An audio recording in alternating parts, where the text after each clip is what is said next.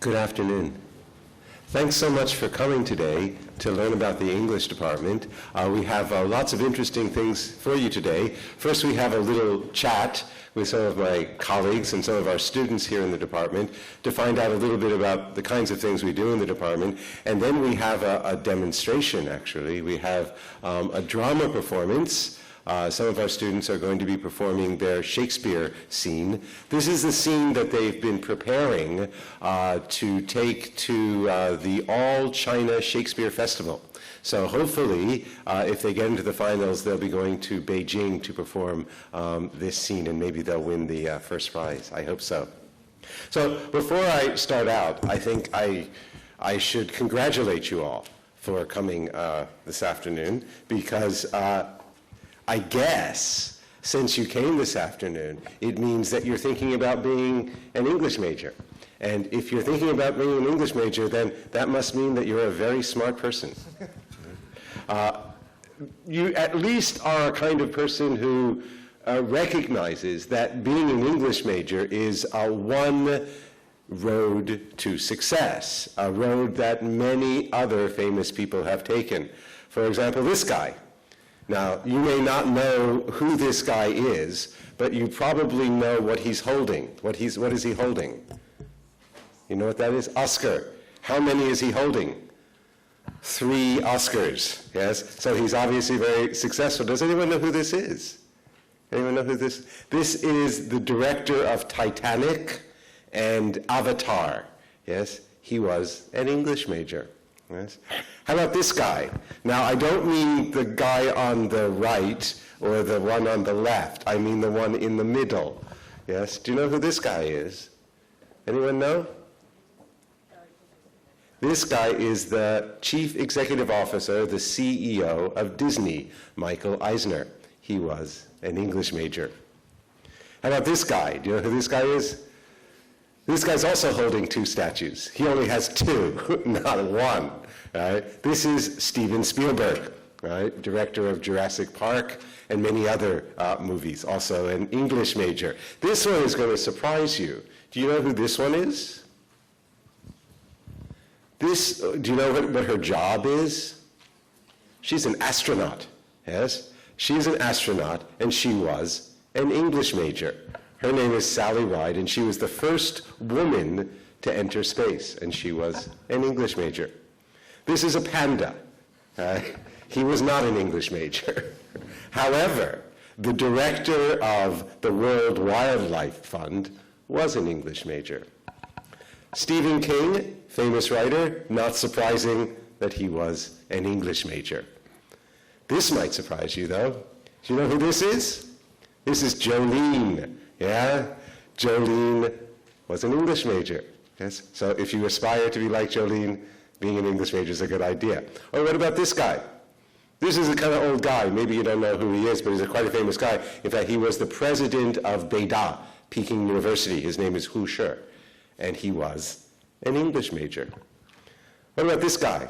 You know who this guy is? This guy's name is Dr. Seuss. Yes, he wrote this book called How the Grinch Stole Christmas. Actually, he wrote a whole bunch of really interesting books with great cartoons. He was an English major. And Emma Watson, the actress in Harry Potter. Do you like Harry Potter? Yes, she was an English major at Hogwarts Academy.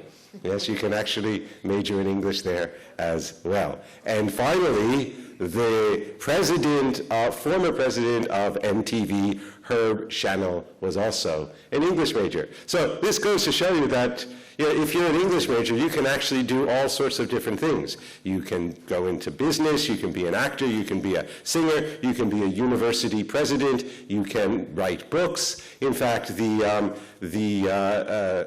that's me. I was also an English major, right? So there are so many things that you can do with an English major. And the good thing about an English major is it gives you a lot of flexibility. And in this world today, flexibility is really what you need in your study. I don't have to tell you that the world now is much more global, it's much more multilingual, and being innovative and creative is much more important than it was before. And all of these conditions are things that being an English major can really help you to prepare for, because being an English major helps you to understand different cultures, people from different places, helps you to communicate with English, but also with all sorts of other semiotic modes. And also, being an English major helps you to develop and cultivate your creativity. And so here in the department, we have a number of programs for English majors. I think probably only the first one is interesting to you, and that's the BA in English Studies. And I'm going to be talking to my colleagues in just a second about this BA in English Studies. But you might also be interested in knowing that we also have an MFA in Creative Writing. That's a Master of Fine Arts in Creative Writing. We have an MA in English Studies, and of course, we have MPhil and PhD degrees in English Studies. The English Studies degree at City University is actually quite an old degree. It was first established way back in 1992. That's when I first began working in City University, a long time ago. And it started out as a degree called English for Professional Communication, and it was geared mostly towards English for business. But more recently, we broadened our degree to include things like literature, creative writing, and particularly English for the creative professions. So English for things like public relations, advertising, internet communication, and these kinds of things. I'd like to sit down now with my colleagues, and so I'm going to walk from here to there. Don't fall asleep while I'm doing that. Still with me? Yeah, hi. I'd like to introduce some of my friends here. Yeah? First, I'd like to introduce our students. This is Zoe. Hi, Zoe. Yeah, nice to see you. This is Brian. Hi, Brian. Yes. And Brian and Zoe are going to tell you a little bit about their experiences of being students here. I'd like to also introduce Sam Wu. Sam is in charge of all of our internships and study tours and other kinds of student activities. I'd like to introduce a very important person. This is Professor Rocio Davis. And she's the program leader of our English Studies program. And finally, I'd like to introduce this colorfully dressed gentleman right here. And this is Justin Hill. He's a famous writer, a famous novelist, and he teaches creative writing in our program. So I'd just like to chat with them a little bit about the kinds of things they do. I think I'd like to start with Rocio. I wonder if you can tell us, Rocio, you're the program leader of the English program. What kinds of things do people study, and what can people expect from an English major? Hi, good. Can you hear me? Good afternoon. Well, to begin with, the English Studies major has a focus that's rather broad. Okay, because as Rodney was saying earlier, the world is very flexible right now, and it needs people who are versatile, okay, who have very specific knowledge, but at the same time know how to work in different contexts. So as an English major, what you would study in the first year are a series of core courses that will give you competency in language, but will make you understand language in its different usages. Okay, so you would be able to not only practice your English, which is a given, but you would have to think about language and how language is used in different contexts, and how language can mean, okay, and how language functions in society. On the other hand, we have, as a complement to this, courses on literature and culture, okay, because just as it's important for you to speak very well, it's very important for you to have what we call cultural competency. Okay, because language doesn't exist in a vacuum. Language exists in situations, it's spoken by people, and it exists in cultural artifacts like books or advertising or the internet increasingly. So the idea is to give you that formation that will help you understand how this happens, and at the same time, in the future, to produce this kind of forms of communication for different areas and for different contexts, okay? Our courses, so like I said, there are core courses on language, literature, culture, and professional communication. Okay, so you'll study a series of those courses. The next thing that happens after your first year in the program would be that you will have to choose a stream for your specialization. And currently we have two streams. One is English for corporate communication, where you would study, or maybe I did it the other way around. What comes first? Oh, sorry, wrong. Creative professions first slide. So English for the creative professions, and we would help you learn to function in worlds like advertising, editing, events managing, teaching, all kinds of things, okay, that have to do with using English more creatively. Or if you want to become a writer of whatever type, you know, you might be interested in novels, poetry, or you might be interested in journalism, okay, more information-based writing. That's fine as well. I mean, all these different skills are skills you learn as you learn the different courses we teach in the degree. The second stream is English for corporate communication, where you would be exposed to worlds that have to do with the corporate world. So it would be more like banking or finance, or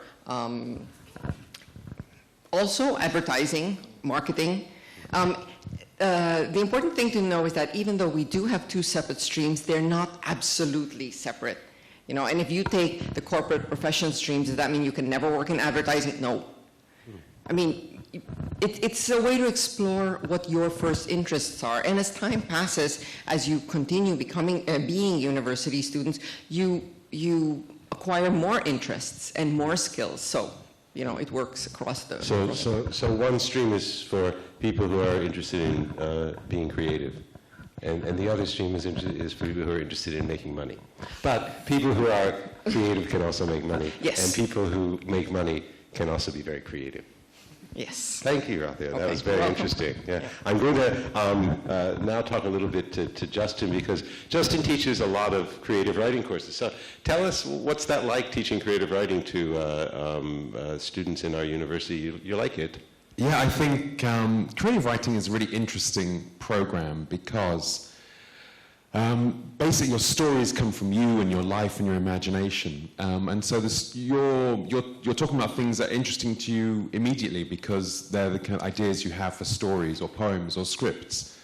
So in that way, I always think it's a very interesting class. It's very interesting to teach because you're coming here with your stories, and so really we're looking at different ways of helping you with your language and your ideas and structuring and kind of putting that creativity you know, into stories. There are a number of courses. There's kind of a basic introductory course which is called Creative Writing, where we do prose, so story writing, poetry and script writing.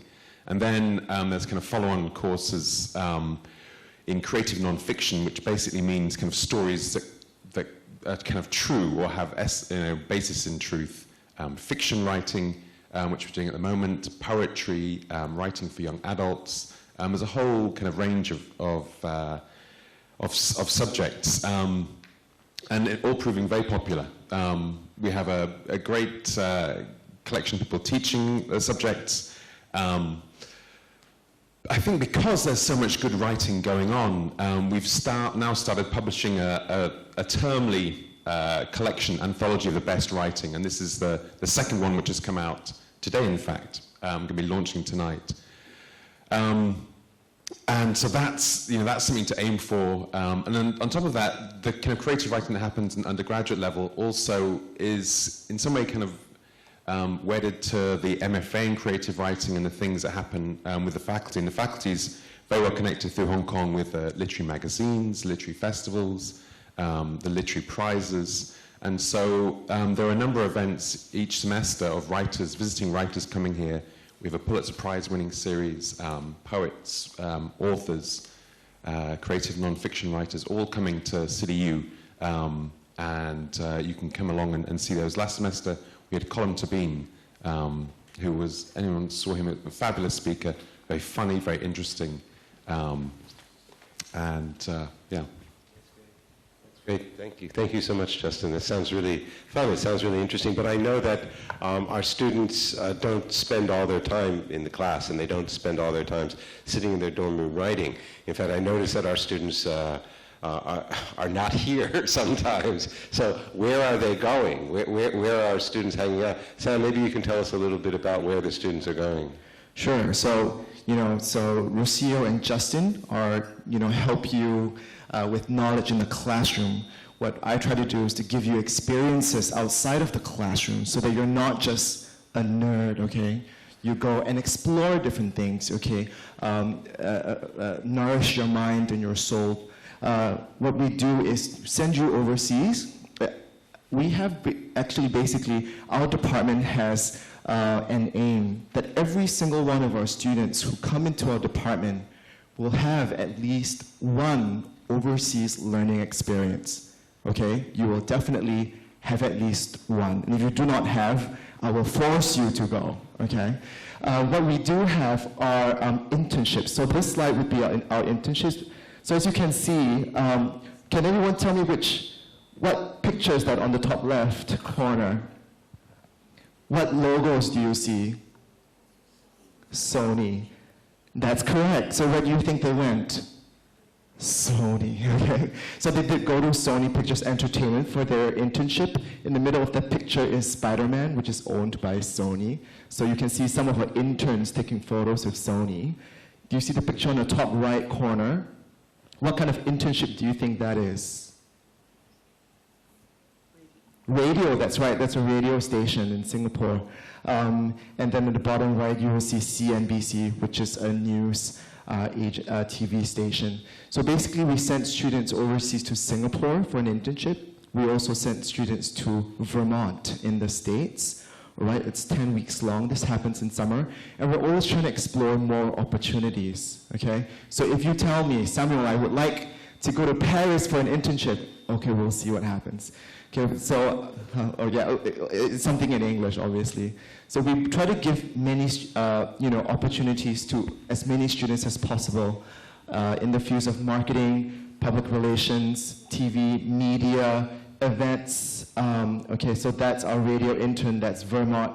So you can see our students in America. That's a very, very pretty lake.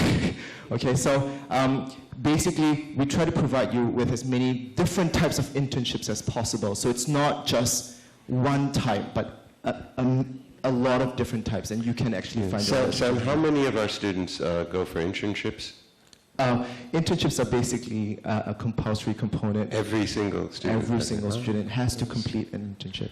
Oh, that's wonderful. Yeah, so we have local internships and we have overseas internships. Okay, so you have the option to choose. Do we have study tours as well? We do. So basically, a study tour would also be a 2-week study trip overseas to an English-speaking country. So places like England, Singapore, Australia. So this year, we're trying to organize one to the States. We don't know where next year's study tour is going to go, but we, invite you to join us once you're in the department. So where are you going in the States?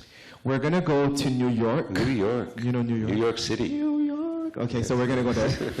That's my hometown, Yeah, That's hopefully we bump into, what's her name? Alicia Keys, Yes, maybe, we yes. don't know. If you can make it there, you can make it anywhere. You can make it there, you can get anywhere. Yeah, so we're going to go. And we always invite students to suggest places that they would like to go as well. That's great. That's great. In fact, we do actually have a couple of students here who have experienced some of this. Maybe I'll pass over to Brian. Yes. Is it Brian first? I'll pass over to Brian. He can tell you a little bit about some of his experiences. Thank you. Hello, everyone. My name is Brian. I'm a final year student in the English department. And I actually went to Singapore for an internship the last summer. And I'm going to share with you about what I did there. First of all, of course, is work, because it's in an internship. And I'm very glad to work in SCAPE, which is a local youth organization. But a lot of the students that I went with, about 20 of them, went to different kinds of international corporations as well, like Sony, like Yahoo, or a lot of the prestige organizations based in Singapore.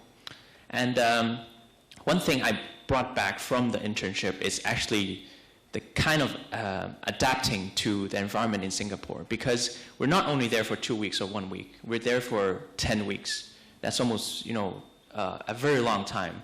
And on top of having to live there on your own, you have to pick up your work very fast.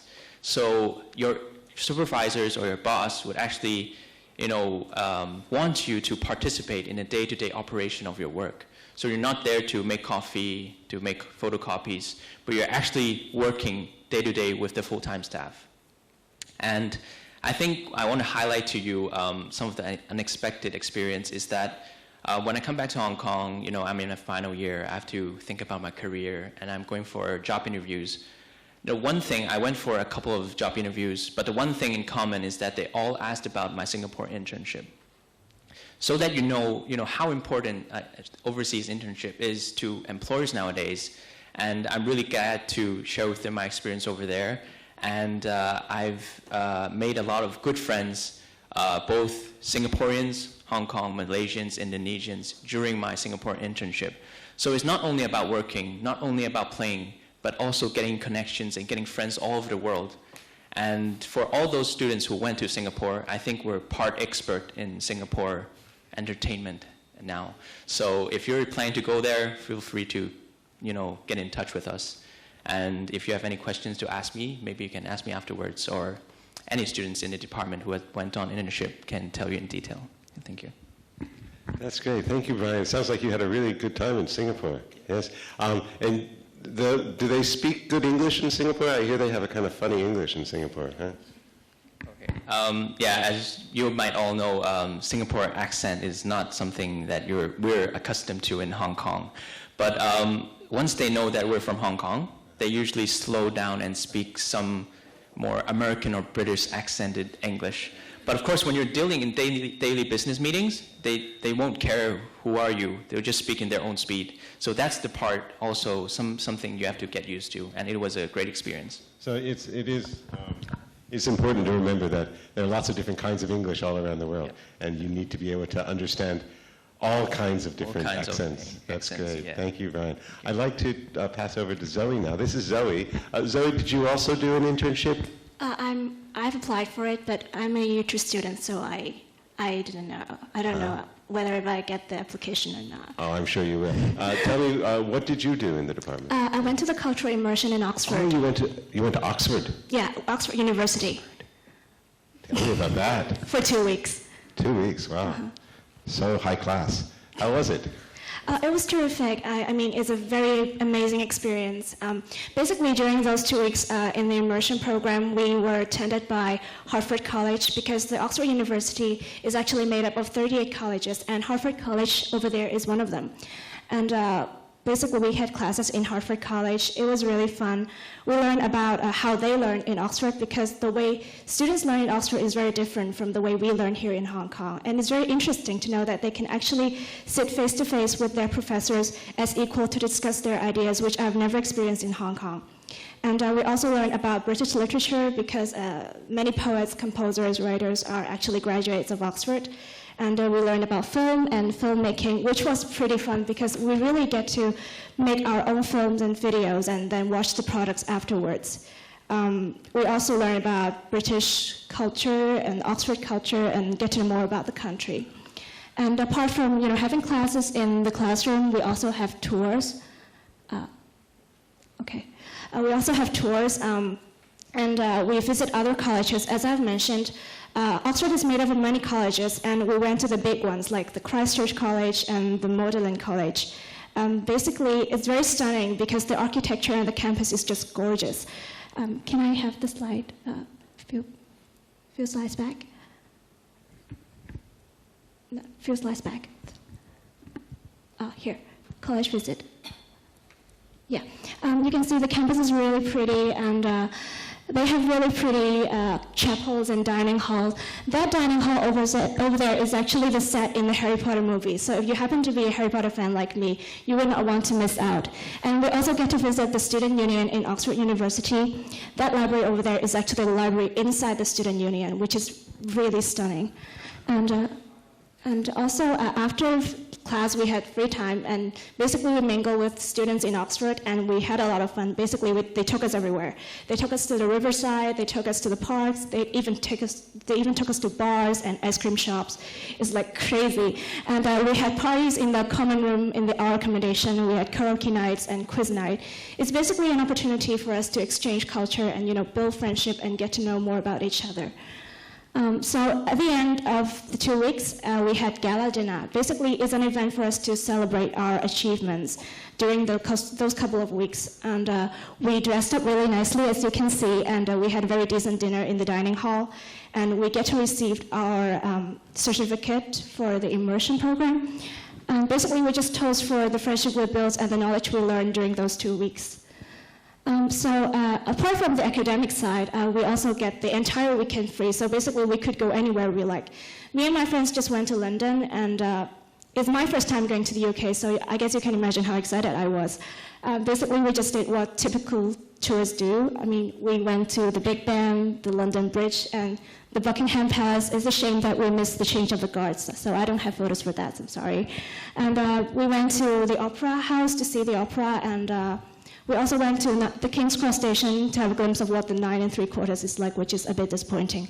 But never mind, all in all, we had a great time.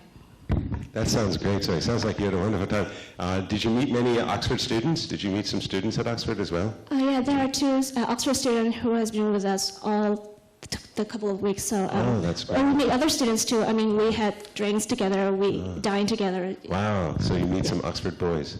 Yeah, they're pretty handsome. That's great. Handsome and smart. Yeah, and really very smart. good English, I think. That's great. Thank you, Zoe. That's really great. So that, I think, concludes our little chat. And now I'd like to introduce our drama performance. Today we have a performance from the Shakespeare play Richard III. Yes, and this performance is going to be performed by James Chan, who is playing Richard, and Queenie Lee, who is playing Lady Anne, and then Romina Lee, who's playing Clarence and Tressel. And this play is directed by our colleague Colin Cavendish-Jones. Is Colin around here? Yes, Colin's on the backstage. Yes, hello, Colin. Colin, would you like to briefly introduce the play to our guests? Yes, I'd love to. Thank yes, you.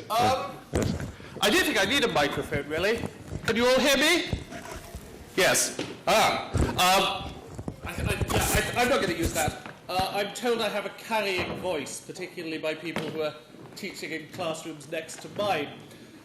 I think Rodney did an excellent job of introducing the play and the performers, actually. So maybe I should just say a little bit about the background of Richard III.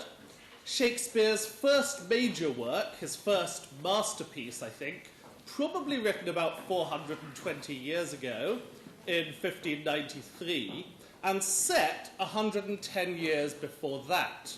So the scene that we're seeing today is set in 1483 in England, at the end of the Wars of the Roses, which were wars between the houses of York and Lancaster, competing for the throne of England.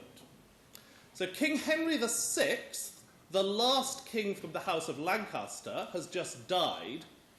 Edward IV is now on the throne.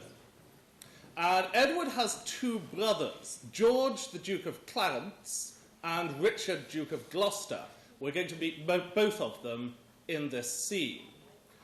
Richard is the 3rd son, and apart from being the 3rd son, he has other disadvantages. He's disabled, he's a hunchback, and he's also a thoroughly bitter, malevolent, and twisted human being. And he hates both of his elder brothers. Not an uncommon trait in younger brothers, I'm told. Unlike most younger brothers, however, Richard wants both his brothers, George and Edward, dead. And he's been plotting to set them against each other. So he starts off by talking to the audience about how irritated and upset he is at feeling left out of all the celebrations of the House of York. Then he tells us that he's decided to lay plans to set his 2 older brothers against each other so that hopefully they will cancel each other out. At this point, the 2nd son, his brother Clarence comes in, guarded by Brackenbury, played by Queenie Lee, who is taking George to the Tower of London to be imprisoned, although George doesn't seem to know quite what is happening. He's not terribly bright. Richard insincerely pretends that he's going to help his brother, but as soon as he's got off, he confides to us, the audience, the only people with whom he is entirely honest, that he actually wants to get George, the Duke of Clarence, killed as soon as possible.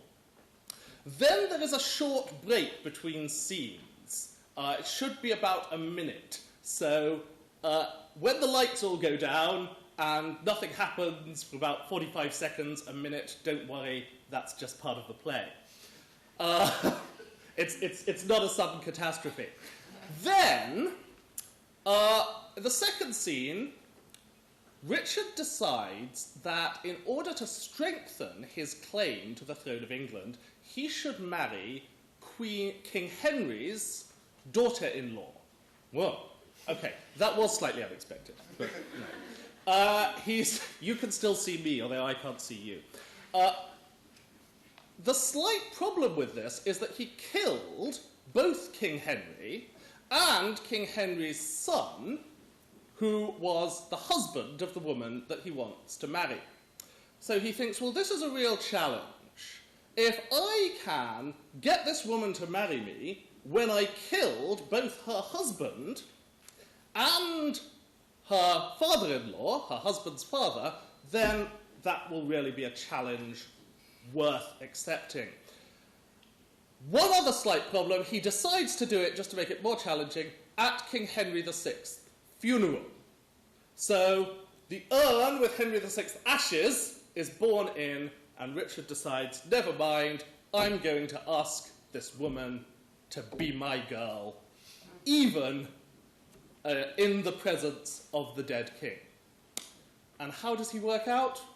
Well, I'll let you see that for yourselves. So I'm going to get off stage now and leave the stage free for our three very talented performers, James, Queenie, and Romina. Thank you.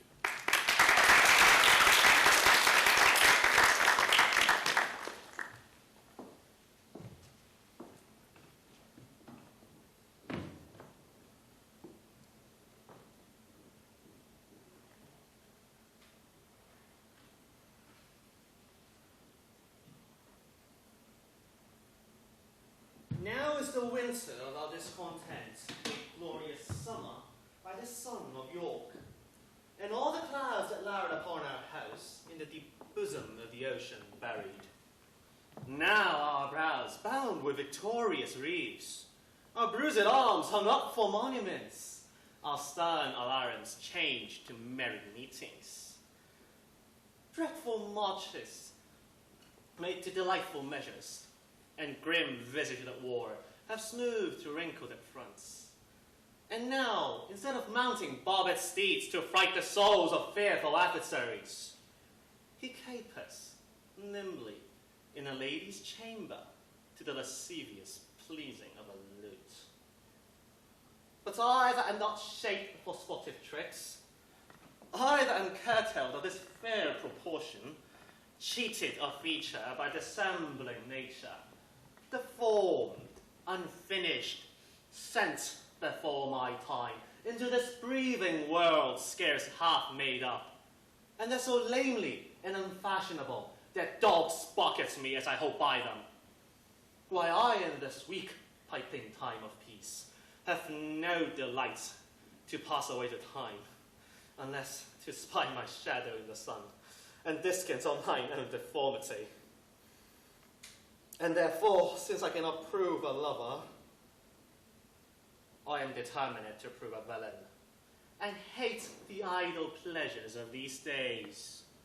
Plots have I laid, inductions dangerous, to set my brother Clarence and the king in deadly hate the one against the other. And if King Edward be as true and just as I am subtle, false, and treacherous, this day should Clarence closely be mewed up about a prophecy which says that G of Edward's heirs, the murderer shall be. Dive thoughts down to my soul, here Clarence comes. Brother, good day. What means this armed guard that waits upon your grace? His Majesty, tendering my person's safety, have appointed this conduct to convey me to the tower.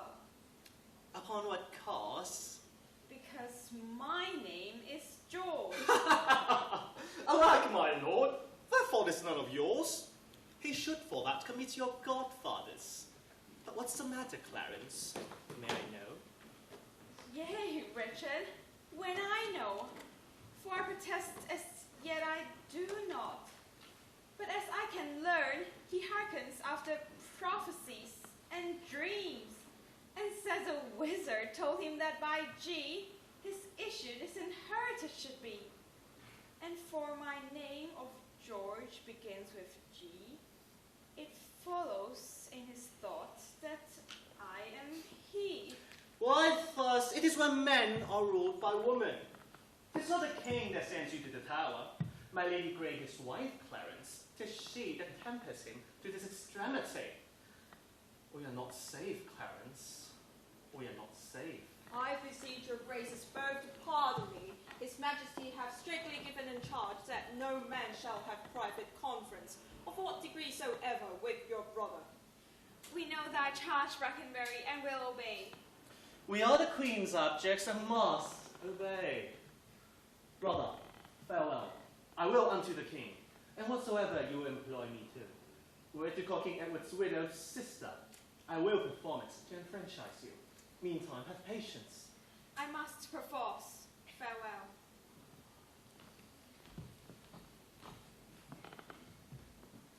Go tread the path that thou shalt never return, simple, plain Clarence. I do love thee so, that I will shortly send thy soul to heaven, and then I'll marry Warwick's youngest daughter. What though I kill her husband and his father? The readiest way to make the wench amends is to become her husband and her father. But yet I run before my horse to market. Clarence still breathes, Edward still lives and reigns. When they are gone, then must I count my gains.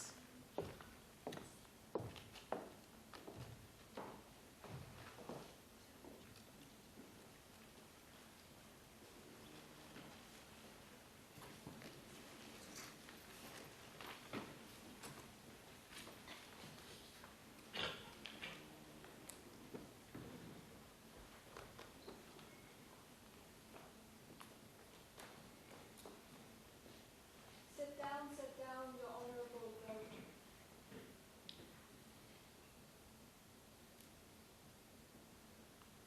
If honor may be shrouded in a hearse, whilst I, a while obsequiously lament the untimely fall of virtuous Lancaster. Oh, cursed be the hand that made these holes. Cursed the heart that had the heart to do it. Cursed the blood that led this blood from hence. Oh, direful hath betide the hated wretch that makes us wretched by the death of thee, than I can wish to adders, spiders, toads, or any creeping venom thing that lives. Come now towards Chelsea with your holy vote.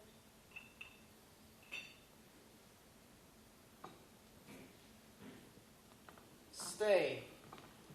You that bear the cause and set it down. What black magician conjures up this fiend to stop devoted charitable deeds? My lord, stand back and let the coffin pass. Unmannered dog, stand thou when I command. Of us far harbour higher than my breast, or by St. Paul I'll strike thee from my foot, and spurn upon thee, beggar, for thy boldness.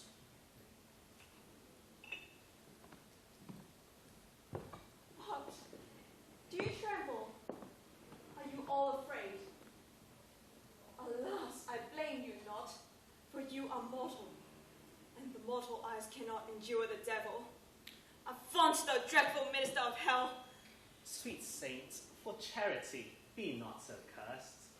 Foul devil, for God's sake, hence and trouble us not, for thou hast made the happier of thy hell.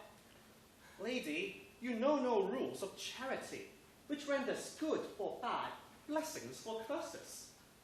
Villain, thou knowest no law of God nor man. No beast so fierce, but know some touch of pity. But I know none, and therefore am no beast. Oh, wonderful when devils tell the truth. More wonderful when angels are so angry. Vouchsafe, divine perfection of a woman. Of these supposed charges set me free by circumstance, but to acquit myself. Vouchsafe, diffused infection of a man, of these known evils, but to give me leave by circumstance to accuse thy cursed self. Fairer than tongue can name thee. Let me have some patient leisure to excuse myself. I did not kill your husband. Why then, he is alive. Nay, he is dead and slain by Edward's hands. In thy foul throat thou liest. Queen Margaret saw thy murderous vulture smirking in his blood, the which thou once didst bend against her breast, but that thy brothers beat aside the point. I was provoked by her slanderous tongue that laid their guilt upon my guiltless shoulders. Thou wast provoked by thy bloody mind that never dreams on aught but butcheries. Didst thou not kill this king? I grant ye. Thus grant me, hedgehog, that God grant me to thou mayst be damned by that wicked deed. Oh, he was gentle, mild, and virtuous. The better for the King of Heaven that have him. He is in heaven, where thou shalt never come. Let him thank me to hop to set him thither, for he was fitter for that place than earth. And thou unfit for any place but hell. Yes, one place else, if you would hear me name it. Some dungeon. Your bedchamber. Ill rest betide the chamber where thou liest. So will it, madam, till I lie with you. I hope so. I know so. But gentle Lady Anne, to leave this keen encounter of our wits and force something into a slower method. It's not the cause of the timeless death of these Plantagenet, Henry and Edward, as blamed for as the executioner. Thou wast the cause and most accursed effect. Your beauty was the cause of that effect. Your beauty that did haunt me in my sleep, to undertake the death of all the world, so I might live one day in your sweet bosom. If I thought that, I tell thee, homicide.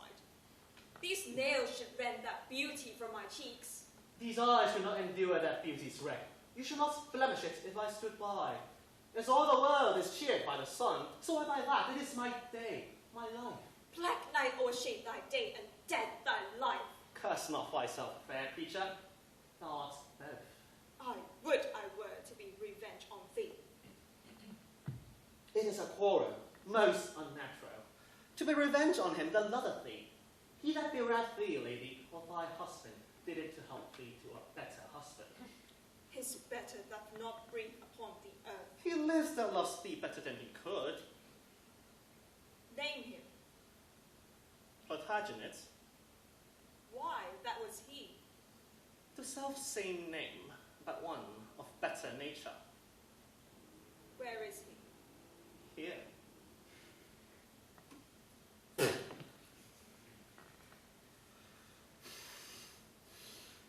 Why dost thou spit at me? Would it were mortal poison for thy sake! Never came poison from so sweet a place. Never hung poison on a fouler toad! Out of my sight, thou dost infect my eyes! Thine eyes, sweet lady, have infected mine. Those eyes of thine from mine have grown saltiest, shamed at their aspects, a store of childish drops. These eyes, which should never shed remorseful tear. No, when my father York and Edward wept to hear the piteous moan that Rutland made, when black-faced Clifford shook his sword at him, my many eyes did scorn and humble tear. And what these sorrows could not fancy excel, thy beauty hath and made them blind with weeping.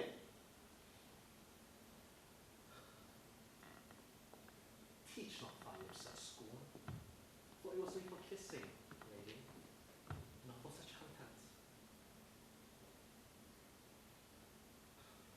entire revengeful hearts cannot forgive. Lo here, I lend thee this sharp-pointed sword.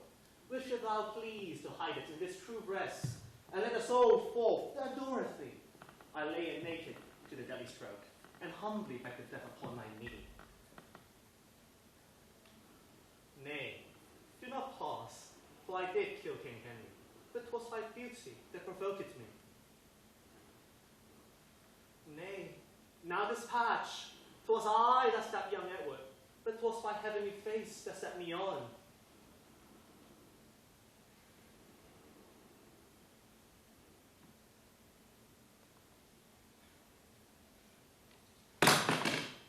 Take up the sword again, or take up me.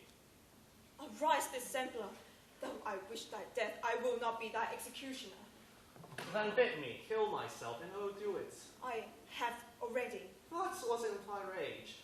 Speak it again, and even with a word, this hand which for thy love did kill thy love, shall for thy love kill a far truer love. I wish I knew thy heart. 'Tis figured in my tongue. I fear me both are false. That never was meant true. Put up your sword. Say then, my peace is made.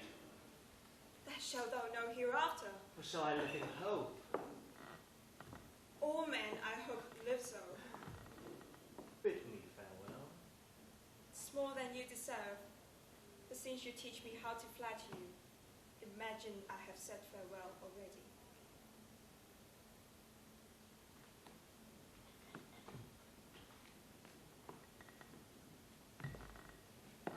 Sirrah!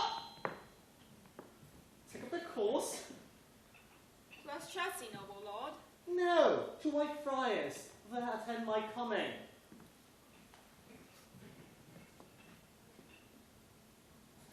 Was there a woman in this human wood? Was there a woman in this human one? I'll have her. I'll not keep her long. What? I that killed her husband and his father, to take her in her heart's extremest hate, with curses in her mouth, tears in her eyes, the bleeding witness of her hatred by, having guard her conscience, and these bars against me. And I no friends to back my suit at all, but the plain devil and dissembling looks. And yet to win her, all the world to nothing. Shine out, fair sun, till I've got a glass, that I may see my shadow as I pass.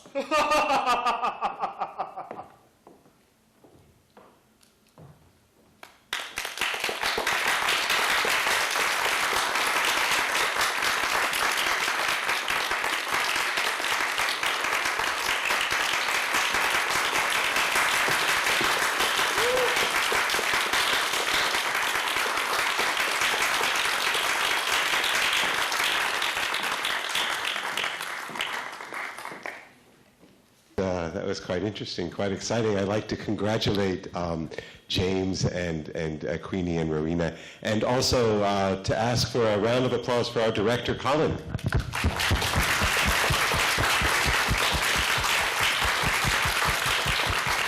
As I said, the students prepared this to enter into the All China Shakespeare Festival, which is an annual event. When will we hear the results, Colin?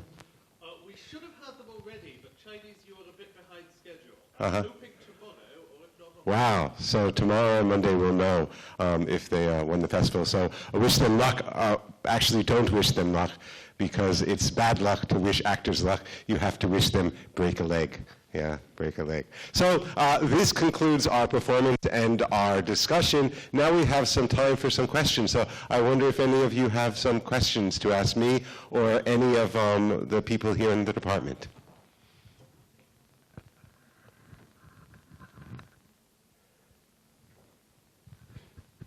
Questions? Okay, that's fine. We're going to be here, Rothio and myself and the other teachers, Justin, will be down here for the next 10, 15 minutes. And if you'd like to come and talk to us personally, then we can ask you any questions then. Thank you so much for coming to our performance. Thank you.